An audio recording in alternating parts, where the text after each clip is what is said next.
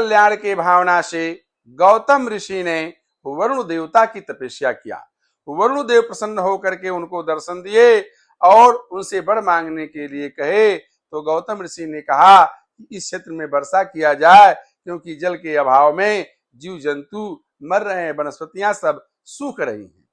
वरुण देवता ने कहा कि विधि के विधान के खिलाफ इस क्षेत्र में वर्षा नहीं होगी, लेकिन आपने मेरी तपस्या किया है, आपका किया गया तपस्या व्यर्थ नहीं होगा। आप अपने हाथ से एक गड्ढा खोद दीजिए, उसमें मैं अक्षय जल डाल देता हूँ, वह जल कभी सूखेगा नहीं। तो वरुण देवता ने उस कुंड में अक्षय जल डाल दिया जिसको गौतम ऋषि ने खोदा था। उस जल के प्रभाव से उस क्षेत्र में हरियालियां होने लगी, वनस्पतियां हरी भरी हो गईं, जीव जंतुओं को जल पीने के लिए मिलने लगा। एक उसी समय की बात है कि ऋषि पत्नियां ने उस जल कुंड पर पानी लेने के लिए आई। उससे पहले कुछ लोग और पानी लेने के लिए आए थे।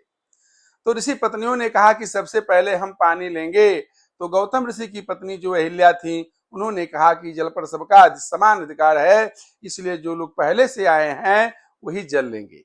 इस पर ऋषि पत्नियां नाराज होकर के अपने पात्र को फेंक करके चली गईं कि आपके पति ने अक्षय कुंड क्या ला दिया है, कि लगता है स्वर्ग का राज्य ही ला दिया है।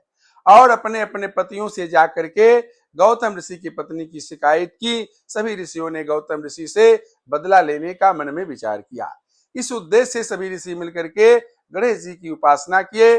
गणेश जी प्रसन्न होकर के दर्शन दिए। सभी ऋषियों ने कहा कि महाराज, हमारी तपस्या का मूल कारण यह है कि आप एक जीर्ण शीर्ण गाय का रूप धारण करके गौतम ऋषि के खेत में चरिए।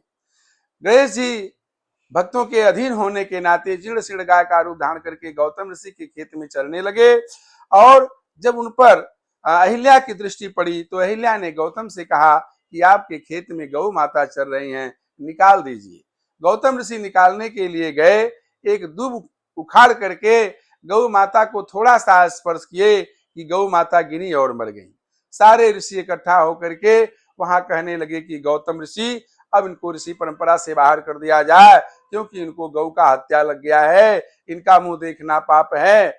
इतना उनके ऊपर पाप गांज दिए, गौतम ऋषि अस्तब्ध रह गए। गौतम ने कहा कि इसका प्रायश्चित क्या है? सभी ऋषियों ने कहा कि इसका प्रायश्चित यही है कि आप गंगा को ले आइए। गंगा को कैसे मैं ले आऊंगा, ऐसा प्रश्न गौतम ने कहा। सभी ऋषियों ने कहा कि जब आप अक्षय कुंड ला सकते हैं तो गंगा को क्यों नहीं ला सकते? भगवान की कृपा से गौतम ऋषि ने इसको अपने सर पे रख लिया। बोला तपस्या करने का एक अवसर प्राप्त हो गया।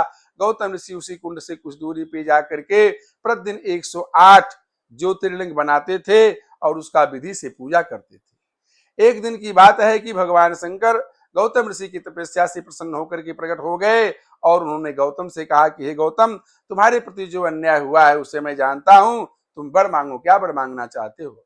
गौतम ऋषि ने कहा कि प्रभु, आप यहाँ गंगा को ला दीजिए। शंकर भगवान प्रसन्न होकर के गंगा को वहां पे ला दिए। गंगा ने कहा कि हे प्रभु, मैं यहाँ तभी निवास करूंगी जब आप यहाँ अस्थायी रूप से निवास करेंगे। तो गंगा के निवेदन से भगवान भोलेनाथ वहां लिंग के रूप में स्थापित हो गए और गंगा भी वहां बहने लगी। उस गंगा का नाम है गोदावरी, इसलिए इस लिंग का नाम पड़ गया त्र्यंबकम लिंग। जी धन्यवाद।